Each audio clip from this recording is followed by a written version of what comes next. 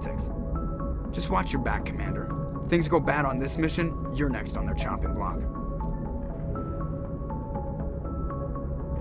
Captain Anderson should be the one in charge.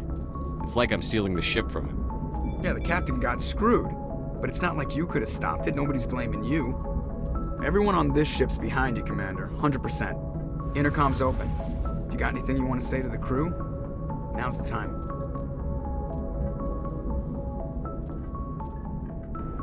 This is Commander Shepard speaking. We have our orders. Find Saren before he finds the conduit. I won't lie to you, crew. This mission isn't going to be easy.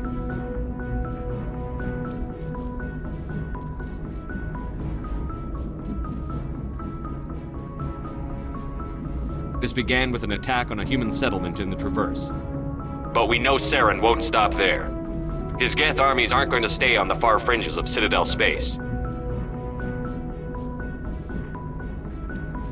For too long, our species has stood apart from the others. Now it's time for us to step up and do our part for the rest of the galaxy. Time to show them what humans are made of. Our enemy knows we're coming. When we go into the Traverse, Saren's followers will be waiting for us. But we'll be ready for them, too.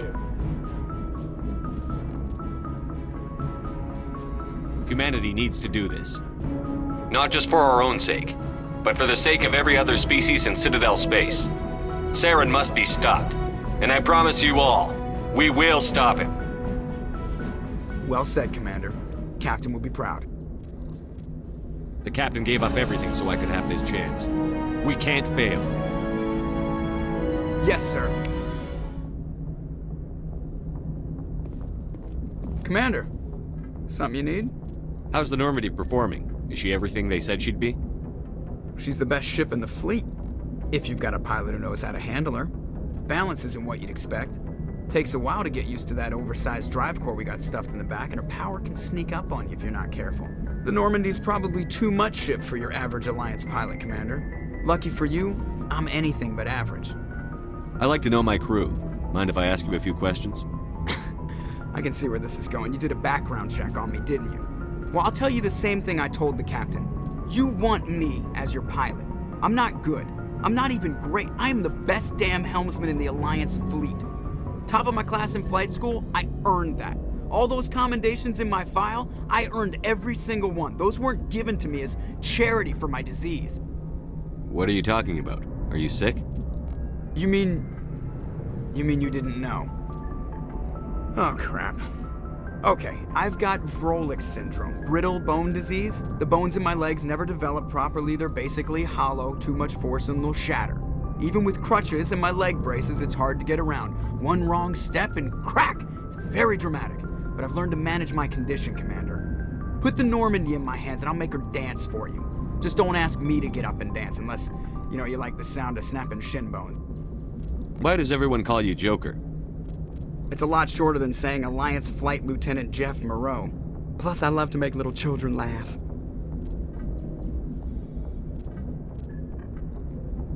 I was just thinking how much you remind me of Santa Claus. Look, I didn't pick the name. One of the instructors in flight school used to bug me about never smiling. She started calling me Joker, and it stuck. Why didn't you ever smile? Hey, I worked my ass off in flight school, Commander. The world's not gonna hand you anything if you go around grinning like an idiot. By the end of the year, I was the best pilot in the academy, even better than the instructors, and everybody knew it. They'd all got their asses kicked by the sickly kid with the creaky little legs. One guess who was smiling at graduation?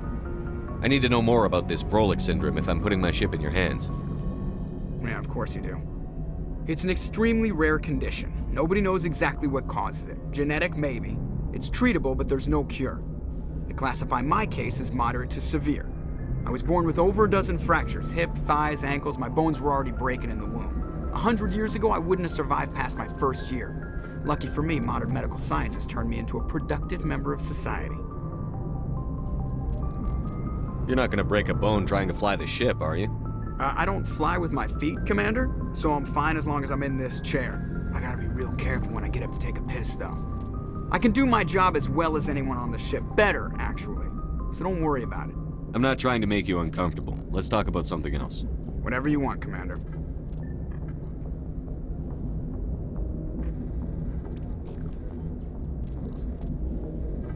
I have to go. All right, see ya.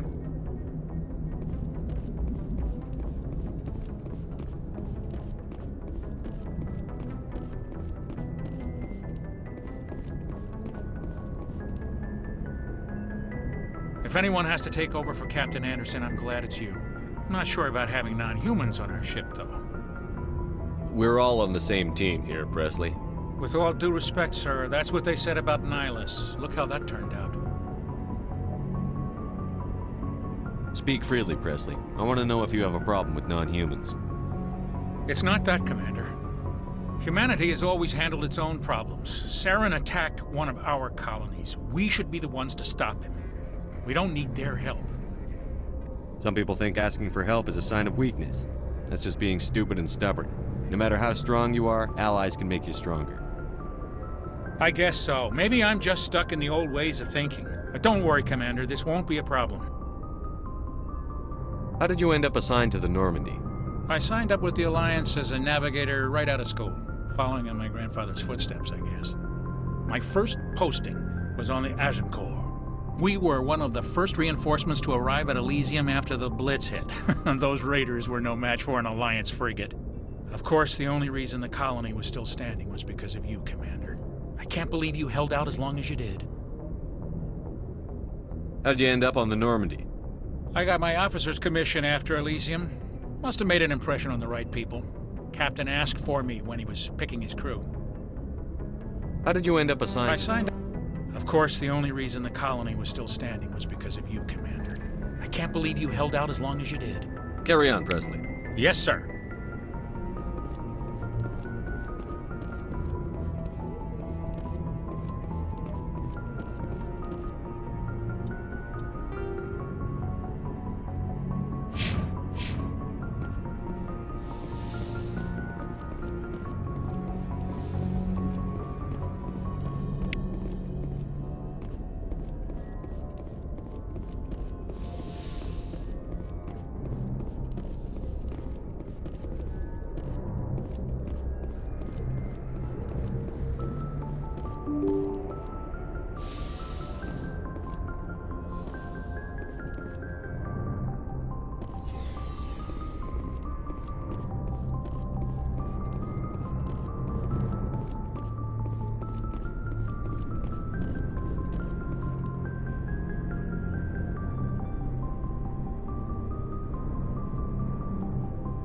Anything you need, Commander?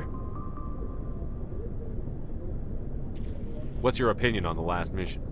I don't see how we could have done things any better. At least not without getting to Eden Prime sooner. And we were on the scene faster than any other Alliance ship could have been. Just trying to get a sense of where the crew's at. Thoughts?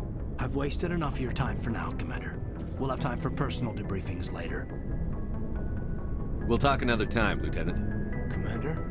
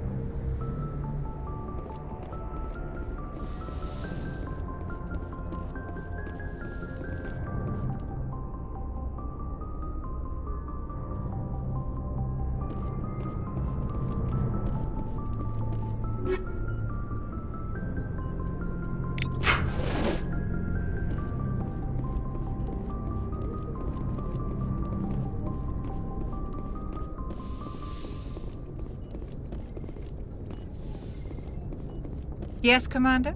Is there something you need? How did you end up serving on an Alliance ship? I enlisted right out of med school. Earth always seemed boring to me. Too safe, too secure. I wanted to try, but humanity needs the Alliance if we Ever think you made the wrong choice? But there's something special about working on How well do you know? Tends to keep to himself, though. Maybe because of the headache. I should go. Goodbye, Commander.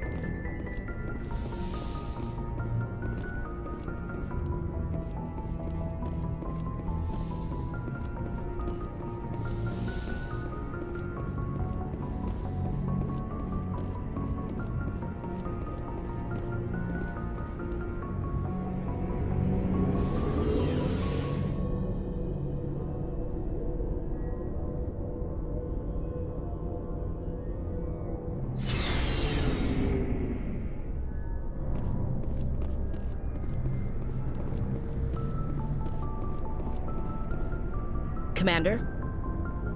Do you have a few minutes to talk one-on-one? I'm sorry, Commander. I need to get my duties squared away. I wouldn't mind talking more later, though. What's your opinion on the last mission? Kinda wish you'd got there sooner, Commander. No offense, I appreciate the rescue. I just wish... You wish we'd been able to save the rest of your unit? Yes, sir.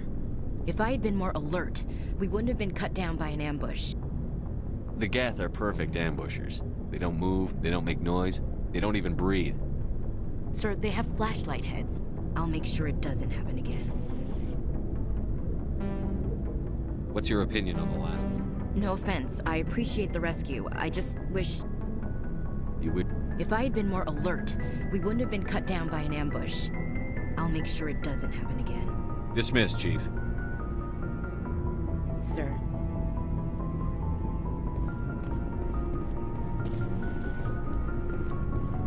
Thanks for bringing me on board, Commander. I knew working with the Spectre would be better than life at CSEC. Have you worked with a Spectre before? Well, no, but I know what they're like. Spectres make their own rules. You're free to handle things your way. At CSEC, you're buried by rules. The damn bureaucrats are always on your back. For the most part, the rules are there for a reason. Maybe. But sometimes it feels like the rules are only there to stop me from doing my work. If I'm trying to take down a suspect, it shouldn't matter how I do it, as long as I do it. But CSEC wants it done their way. Protocol and procedure come first. That's why I left. So you just quit because you didn't like the way they do things? There's more to it than that. It didn't start out bad, but as I rose in ranks, I got saddled with more and more red tape. CSEC's handling of Saren was typical. I just couldn't take it anymore. I hate leaving. I hope you made the right choice. I'd hate for you to regret it later. Well, that's sort of why I teamed up with you. It's a chance for me to get off the Citadel, see how things are done outside CSEC. Either way, I plan to make the most of this. And without CSEC headquarters looking over my shoulder, well, maybe I can get the job done my way for a change. If getting the job done means endangering innocent people, then no. We get the job done right, not fast.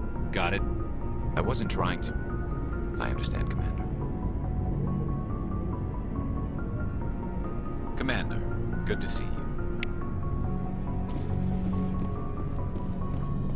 Hey, Commander. Looking for some extra supplies before you head out? What have you got? Whatever you want. Armor? Well, as long as you don't mind paying for it. Why should I pay you for my weapons and armor? My stuff doesn't come from the Alliance. I have to purchase it myself, and it's not... Hell, the licenses alone have set me back more than I'd like. But no licenses, no goods. Without the goods, I'm out of a job.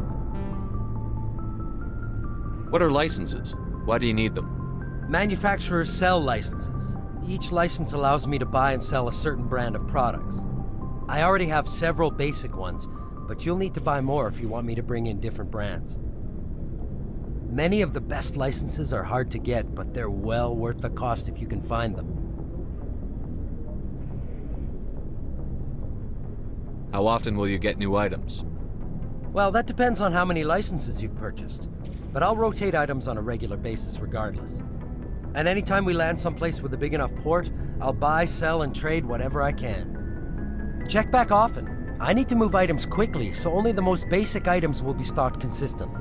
Let's see what you've got. You bet, Commander.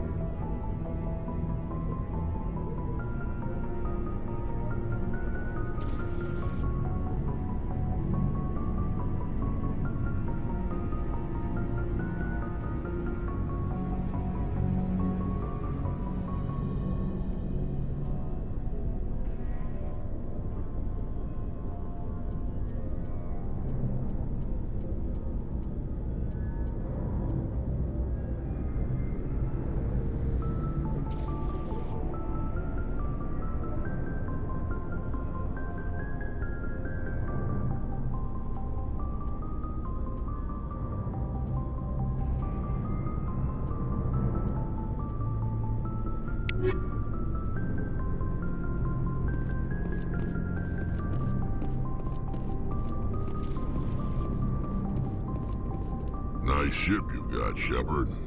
What can I do for you? What's your story, Rex? There's no story. Go ask the Quarian if you want stories. You Krogan live for centuries. Don't tell me you haven't had a few interesting adventures. Well, there was this one time the Turians almost wiped out our entire race. That was fun. I heard about that. You know, they almost did the same to us. It's not the same. It seems pretty much the same to me. So your people were infected with a genetic mutation? An infection that makes only a few in 1,000 children survive birth? And I suppose it's destroying your entire species? I suppose it isn't all the same. I don't expect you to understand, but don't compare humanity's fate with the Krogan. I was just making conversation. I wasn't trying to upset you. Your ignorance doesn't upset me, Shepard. As for the Krogan, I gave up on them long ago. The genophage infected us, but it's not what's killing us. Are your people really dying? We're sure not getting any stronger. We're too spread out. None of us are interested in staying in our own system.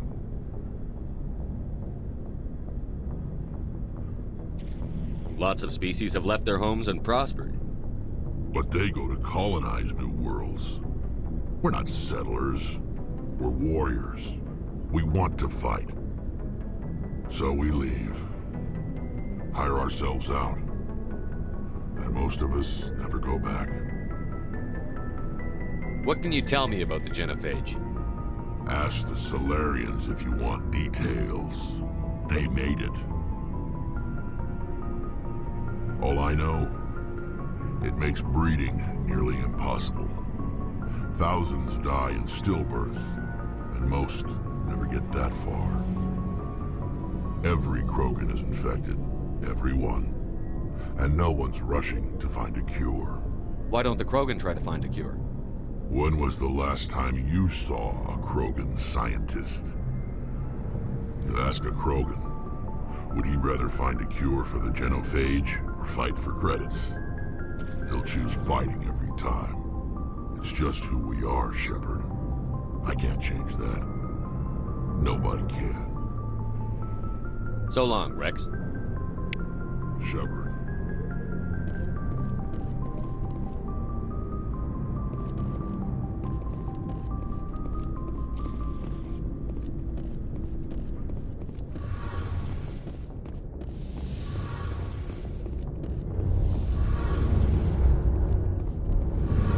Hey, Commander, you know that Quarian, Tally? She's been spending all her time down here asking me about our engines. I'll tell her to leave you alone. What? No, she's amazing. I wish my guys were half as smart as she is. Give her a month on board and she'll know more about our engines than I do. She's got a real knack for technology, that one. I can see why you wanted her to come along. I figured she'd be a real asset to the team. You got an eye for Tally, Commander, but I'm guessing that's not why you came down here. Fill me in on the IES stealth systems. How does it work exactly? You can't hide a ship out in space. They emit too much heat and radiation, too easy for sensors to pick them up, unless you find a way to capture those emissions. So our stealth systems trap the energy we give off in storage sinks built into the ship itself. No emissions to give away our location. Eventually the sinks have to be vented. More than a few hours silent running and they overheat. Cook us inside our own hull. There's no way for anyone to detect us? A visual scan can still pick us up. Anyone looking out a window can see us plain as day. But you have to be pretty close to get an actual visual out in space. Most vessels rely on scanners. As long as the stealth systems are engaged, they can't see us. Not unless we accelerate to FTL speeds. Why doesn't it work with faster than light travel?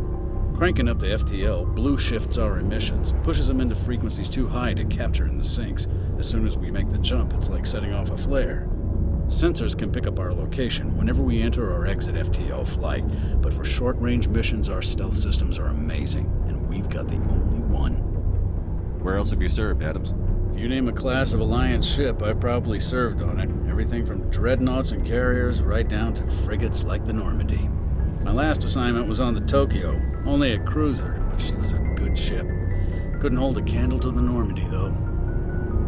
I want to know more about the Normandy. She's the best ship I've ever served on, probably the fastest vessel ever designed. And she's the only one using the new Tantalus drive core. What's so special about the Tantalus drive core?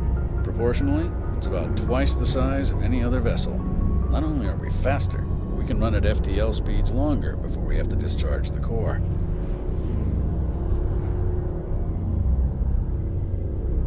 Carry on, Adams. Aye, aye. Your ship's amazing, Shepard. I've never seen a drive core like this before. I can't believe you were able to fit it into a ship this small.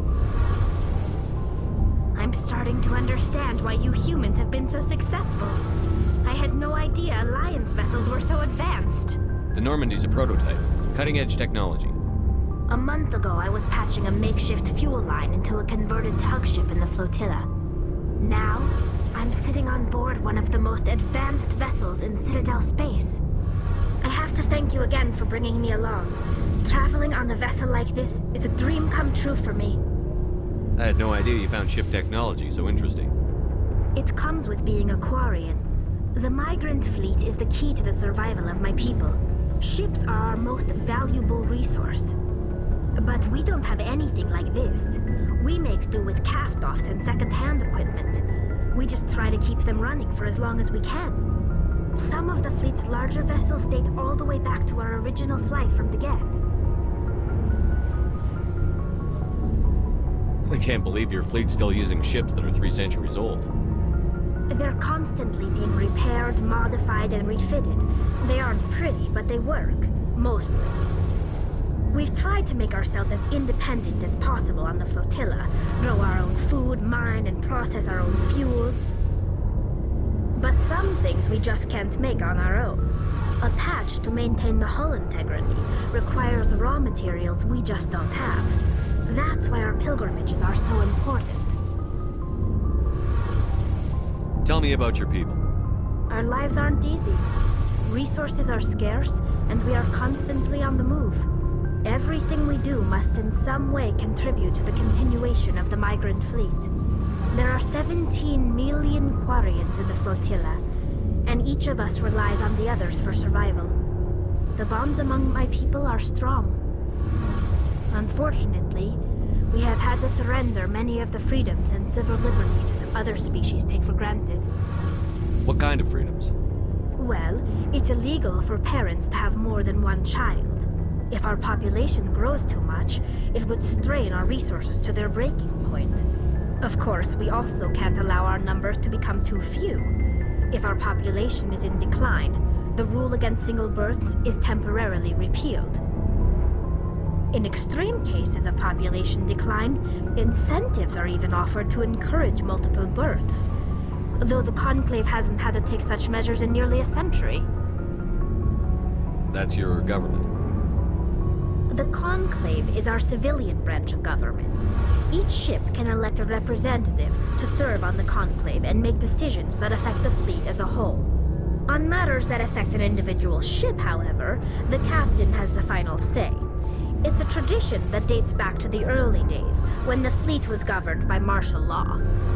Fortunately, most captains nowadays are smart enough to have an elected council from their crew to give them advice and guidance. So the ultimate power rests with elected officials. In practice, the Conclave and the respective council for each ship tend to set the rules that govern our daily lives. But in theory, we are still under military jurisdiction. The 5 top-ranking military officials in the fleet serve on the Admiralty Board. These 5 have the power to overrule any decision by the Conclave in case of emergency. To do so requires unanimous agreement among the Admiralty, and they can only do this once. After that, the entire board must resign their posts. It's a safeguard that served us well. In nearly 3 centuries, the Admiralty Board has only overruled the Conclave 4 times. I want to know more about the Geth. I doubt I can tell you anything you don't already know. It's been almost 3 centuries since they drove my people into exile. All I know is the story of their origins. What they were when we created them, and how they turned on us. Interesting. The Geth were originally created to serve as an automated manual labor force. Initially, their intelligence was as limited as any VI. Over time, we made small modifications to their programming to allow them to perform more varied and complex tasks, bringing them closer and closer to true AI status. How come the Council didn't step in and stop you? This wasn't true AI research. We may have been skirting the bounds of the law, but we never did anything that was actually illegal. The changes were so insignificant, so gradual, that we were able to control them. Or so we thought. But one thing we underestimated was the power of the neural network. A million Geth thinking simultaneously created an inherently unstable matrix. So, the Geth share brain power? Many of the Geth's logic systems were designed to work in concert with other nearby Geth. Basically, the more of them you have in a group, the smarter they are.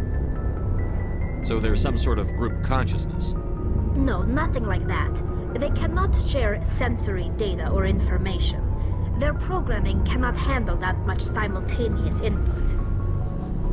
Each Geth maintains an individual awareness and identity. The neural network only operates on a process-based level. It's basically the synthetic equivalent of a subconscious. But when they're in close proximity, they can coordinate low-level functional processes, freeing up more capacity for original or independent thought. What made them rebel? As we built more and more Geth, their effective intelligence became more sophisticated, more abstract. One day, a Geth began to ask its Quarian overseer questions about the nature of its existence. Am I alive? Why am I here? What is my purpose? As you can imagine, this caused a near panic among my people. What did you do? It was inevitable the newly sentient Geth would rebel against their situation. We knew they would rise up against us, so we acted first. A general order went out across all Quarian-controlled systems to permanently deactivate all Geth. The Geth responded to this order violently. You can't blame them for fighting for their survival. We had no other choice. The Geth were already on the verge of revolution. By acting quickly, we had a chance to end the war before it began. The hope was that most of the Geth would still be little more than machines, incapable of organized resistance. But they had progressed much further than anyone anticipated. The war was long and bloody. Millions upon millions of Quarians died at their hands. In the end, we were forced to flee our own homeworld. We feared the Geth would pursue us, but they never came beyond the Veil. Now we drift through space, exile searching for a way to reclaim what was once ours. I want to know more about the pilgrimage. When my people reach maturity, we leave our birth ships and seek acceptance with a new crew. It's necessary to maintain genetic diversity among the fleet. But no ship wants to accept someone who will be a burden on them. So, to prove our worth, we embark on a pilgrimage. We set out alone, leaving the flotilla and our families behind us. We only return once we have found something of value we can bring back to the fleet.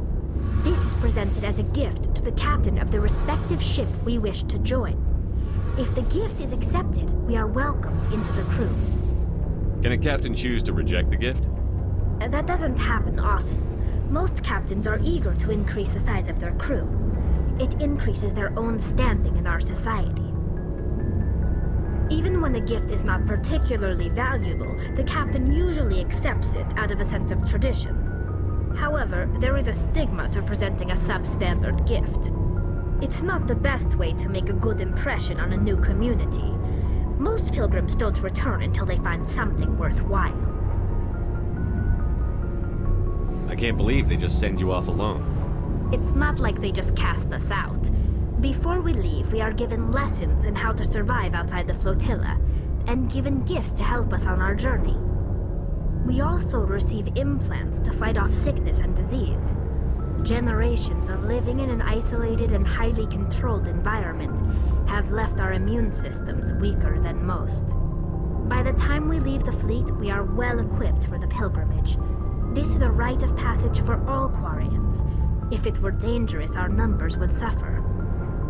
Virtually every pilgrimage ends with a triumphant return and the ritual presentation of the gift to one of the fleet's captains.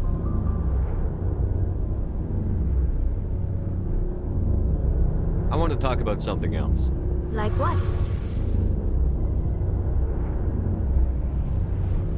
I should go. See you later.